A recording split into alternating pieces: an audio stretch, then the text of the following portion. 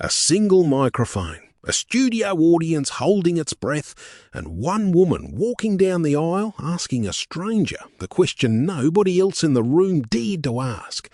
That's the sound of daytime television for a whole generation, and it belonged to one person. I'm Tessa Hale, and I'll be steering us today. Fair warning, I'm the one who's going to keep asking whether the story we're telling actually holds up, because with Oprah, the legend runs about 10 steps ahead of the facts. And I'm Caleb Stone. I spent years as the person in the meeting going, where's the source on that? So I'll be the one making the case, receipts in hand. Tessa, you check me, I'll check the numbers. Hassan Ali, and I'll tell you where I come at this from. I grew up watching a woman on a screen convince my aunt, who trusted no one, to cry in front of her, on television. That is not a talent, that is a kind of gravity. So I want the concrete stuff, the moments you can actually see. Gravity. I like that. Hold on to it, because the arc here is enormous. She's born in 1954, rural Mississippi. Poverty most of us can't picture. Kosciuszko, Mississippi. Her grandmother raising her. And the detail I always come back to, she's reciting Bible verses to the congregation before she can properly read a newspaper. The performing was there from the start. And that's documented, not myth. She's spoken about it consistently for decades. The early life was really hard, and she's been candid that there was abuse in it. I want to be careful there because that part gets sensationalized, but she has told it herself on her own terms. Which becomes a pattern, doesn't it? She keeps taking the worst material of her life and putting it on the table before anyone else can. And think about what that grandmother was doing without knowing it, standing a little girl up in front of a church full of adults and saying, "Speak." That's an audience before she's old enough to be nervous about one. There's a phrase she's used that the congregation would call her the little preacher. Whether or not the wording is exact, the shape of it is well attested. She was the child everybody wanted to hear from. So by the time a camera shows up, the muscle's already built. That reframes the whole discovered talent idea. Nobody discovered it. It was trained into her before she could spell it. So here's the leap. Teenage Oprah lands in Nashville, living with her father, and by 19 or so, she's reading the news on local TV. A kid reading the news. And she's not good at it. By her own account, she's an emotional presence, and news anchoring wants the opposite. She reportedly cried on air at hard stories. In the anchor world, that's a flaw. Hang on, though. Is that the tidy version? She was too warm for the news, so the news failed her. That's a very flattering way to frame getting moved off a job. It's fair to push on. What we can say solidly, she gets moved to Baltimore, she gets shifted off the anchor desk onto a morning talk show. Demotion, on paper. And the talk format is where the exact thing that failed her as an anchor becomes the whole point. The feeling, the thing they told her to hide. Turns out you be the product. Yes. And I want to sit on that for a second, because it's a lesson buried in a biography. The place that rejects you sometimes rejects the exact thing that's going to make you. The newsroom wanted a clean read of the teleprompter. It punished a woman for reacting like a human being. And in Baltimore, she's co-hosting a chatty morning show, and suddenly reacting like a human being is the job description. The exact same instinct. One desk fires you for it, the next desk pays you for it. The father detail matters too, by the way. He ran a strict household in Nashville, pushed her hard on school. She's credited that structure with steadying her after a chaotic stretch. So it's not a straight rocket. There's a rough patch, and then some discipline she didn't choose. Okay, that I'll buy, because the next data point backs it up. Chicago, 1984. She takes over a morning show called AM Chicago that's losing badly to Phil Donahue. Donahue was the king of daytime. And within months, this woman nobody outside Chicago has heard of is beating him in his own city. Months. The show gets renamed after her. It goes national in 1986 as The Oprah Winfrey Show, and it stays the top-rated daytime talk show in America for most of the next 2 decades. That's not vibes, that's the ratings record. 25 years on the air, ending in 2011. And I think the thing worth slowing down on is why. What did she do that Donahue didn't? She got in the chair with people. Donahue worked the room. He was a journalist with a mic. Oprah sat down at your level and made the whole thing feel like a kitchen table. She was the audience's proxy. She reacted like you'd react. And she disclosed. That's the mechanism, really. She'd tell the guest something true about herself first, and it changed what people were willing to say back. She said on air in the 80s that she'd been abused as a child. On daytime television, in front of millions. Nobody did that. And she also spoke openly about her weight, her struggles with it, in a way that was almost unheard of for someone on camera. The vulnerability was the format. And people felt seen. My mum used to say Oprah was the only person on TV who seemed to be listening to the answer. That's it, right there. Most interviewers are loading the next question while you talk. You can see it in their eyes. Oprah looked like she'd forgotten there was a next question. And the walk down the aisle was part of that. Donahue moved through the crowd like a reporter collecting quotes. She moved through it like a neighbor. Small physical difference, huge difference in what it told the audience about who was in charge, which was them. But here's where it stops being a TV story and becomes a money story. And this is the part I find almost unbelievable. Harpo. Harpo, which is Oprah spelled backwards, by the way, in case anyone missed it. Took me an embarrassing number of years, I'll be honest. In the mid-80s, she sets up her own production company, and this is the move. She gets ownership and control of her show. Most talk show hosts are employees. They're talent. The network owns the thing. Right, and let me put the weight on that because it's the single most important business decision in the whole story. In 1988, she takes ownership of the production of the show through Harpo. So she's not being paid a salary to host a hit. She owns the hit. She owns the tape, the format, the studio. And I want to make sure we're not overselling founder genius here. Was that her insight, or did she have advisors pushing her? Because a lot of visionary founder stories are really she hired one very smart lawyer. Fair check. Her longtime business partner, Jeff Jacobs, is a real part of this. He's the one often credited with pushing the ownership strategy, turning her from a performer into a company. So it's a partnership, not a lone genius in a room. But she's the one who says yes to it. That's not nothing. Plenty of stars had smart lawyers whisper, "Own your stuff," and got scared and took the salary. That's true, and it compounds. Because once you own the syndication of a top-rated daily show for 20-plus years, the numbers stop looking like a salary and start looking like an oil field. An oil field that talks to you about your feelings. That's the whole company in one sentence, honestly. And let me spell out why syndication ownership is the crown jewel. A network show? The network takes the tape, sells the ad time, keeps the upside. Own your own syndication, and every rerun, every station that licenses the show in every city, that money comes home to you.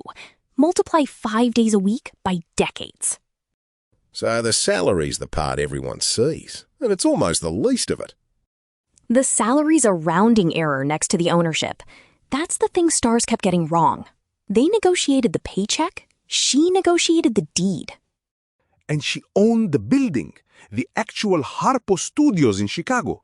A woman from Kosciuszko, Mississippi, with her initials backwards on a soundstage on the west side.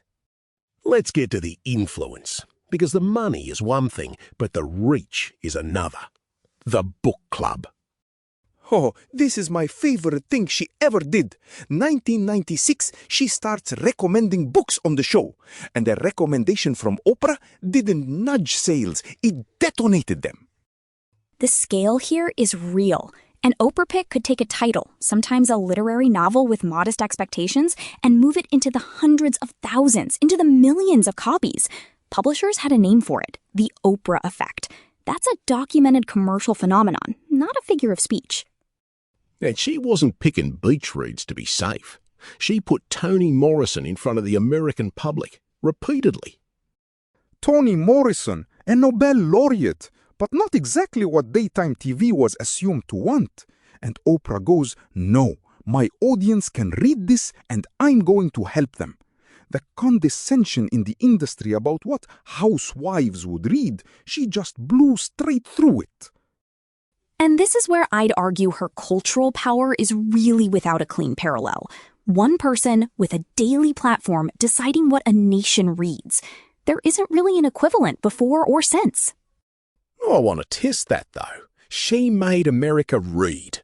Did she? Or did she make America buy specific books she named? Those aren't the same claim. That's a good knife.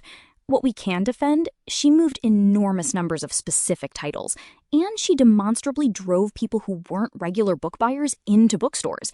Whether that built a lasting reading habit is harder to prove. I'd hedge on the deep claim and stand firm on the sales one. But there's the Franzen moment, which tells you something about how much that stamp was worth. She picks Jonathan Franzen's novel, The Corrections, and he gets squeamish, publicly, about the Oprah sticker on his book, worried it'd mark him as unserious. And they backfired on him, didn't it? It became a whole thing. The point is, the sticker was so powerful that a literary novelist was scared of being associated with it. That's the level of cultural voltage we're talking about. And notice the class anxiety inside that. He wasn't afraid of readers. He was afraid of the wrong readers. The daytime audience the literary world sniffed at. She'd built exactly the bridge he was nervous to stand on. And the format of the club itself was clever. It wasn't just buy this. She'd bring the author in, sometimes sit down for a discussion, treat a novel as an event worth an hour of national airtime. She was modeling reading as a social thing, not a solitary chore. A book group with tens of millions of members and one very persuasive host.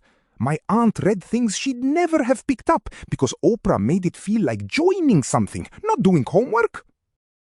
Yeah, well, I don't want to do the whole thing as a coronation because there's a genuine other side, and this is where I get itchy. Say it. The power to move a nation's bookshelf is also the power to move a nation's, let's say, beliefs. And she promoted some people and ideas that don't hold up. The health stuff. The health and self-help stuff. Figures who trafficked in pseudoscience got the Oprah platform, and that platform was worth a fortune precisely because her audience trusted her the way Hassan's aunt trusted her. And I'm not going to defend that because the trust is exactly what makes it serious. When the most trusted person on television hands the microphone to someone selling dubious medicine, the same gravity that sold Toni Morrison sells the bad thing just as hard. You can't have the one without the risk of the other. This is the double edge of the whole model. Personal trust as a business asset. It scales beautifully and it fails catastrophically because there's no editor. There's no, well, the institution vetted it. It's her. Her say-so is the product. And that's the structural problem, isn't it? A newspaper has a wall between the person who trusts you and the person who fact-checks the claim. Her model deliberately knocked that wall down. The intimacy was the whole point, and the intimacy is exactly what has no brakes. And there's the memoir scandal, too.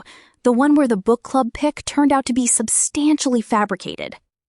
A Million Little Pieces, James Frey, 2005-2006. She championed it as a true addiction memoir.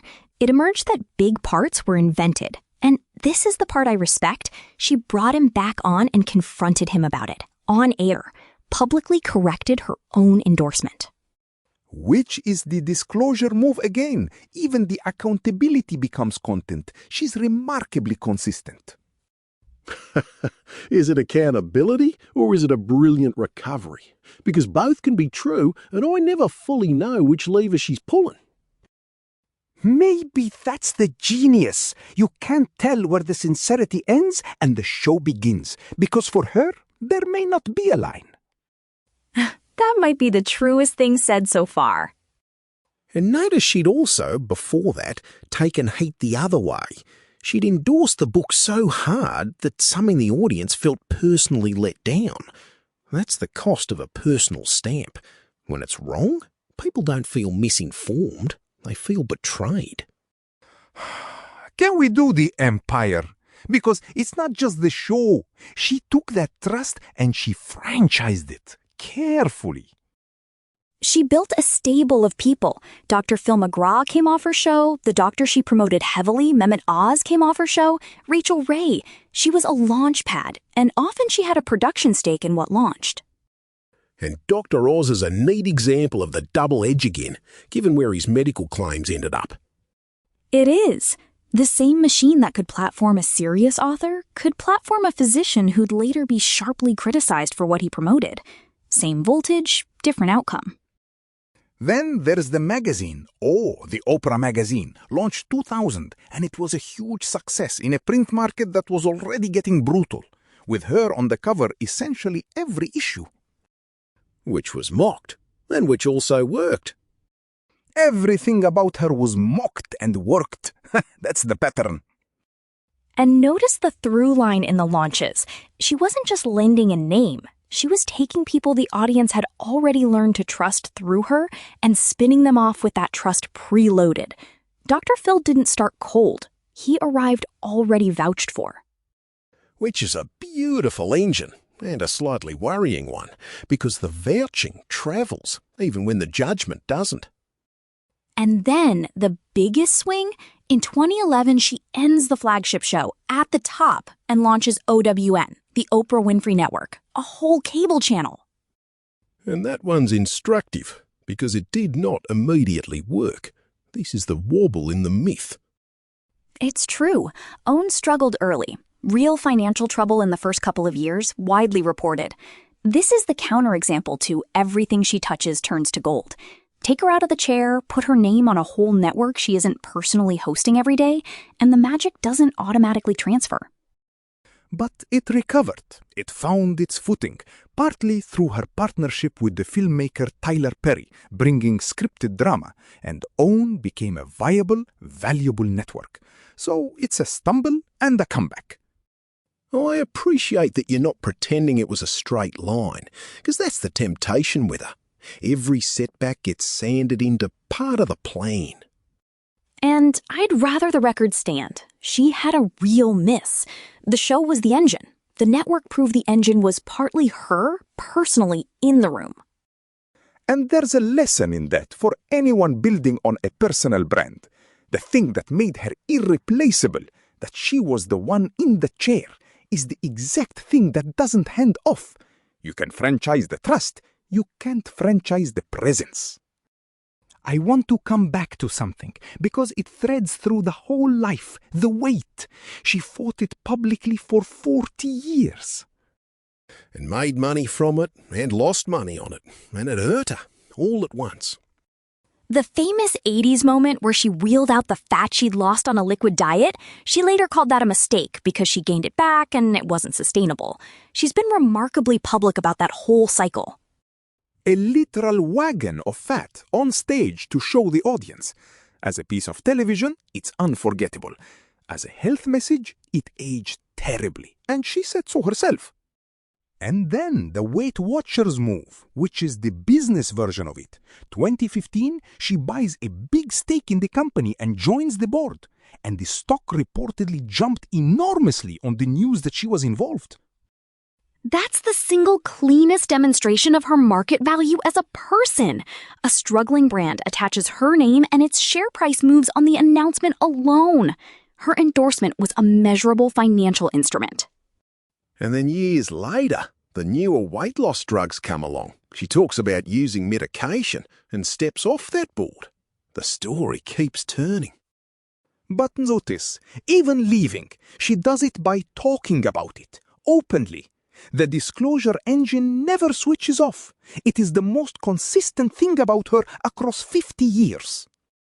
And there's an integrity to that turn worth naming.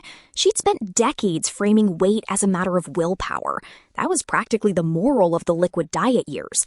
Coming out and saying, actually, a medication helped, quietly retires a story she'd sold hard. That's not a comfortable thing to walk back in public. I keep coming back to your word from the top, Hassan. Gravity. Everything we've described is a different application of the same force. She pulls people in, and then whatever she's holding comes with her. There's one more thing I want on the record, because it moves her out of pure business. The Golden Globe speech, 2018. She's given a Lifetime Award, and she gives a speech about a black woman, Recy Taylor, and about a new day on the horizon. And for about a week, the whole country seriously discussed whether she should run for president.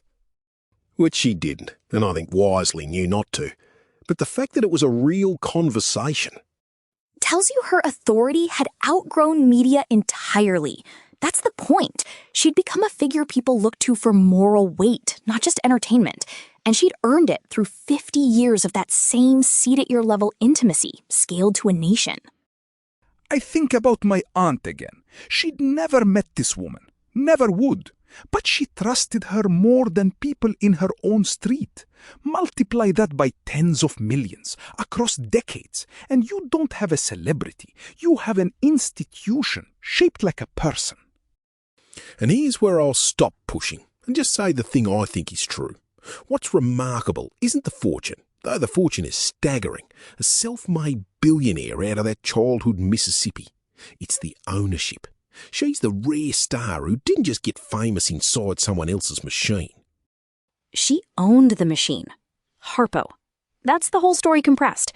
A performer who understood that the feeling in the room was an asset and made sure she held the deed to it.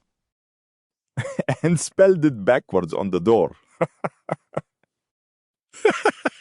Which is either the humblest or the most confident thing I've ever heard, and I truly can't decide. I think with her, that's usually the right answer. Both. The complications are real. The pseudoscience, the network that stumbled, the trust that could sell the wrong thing as easily as the right one. I don't want to wave those away.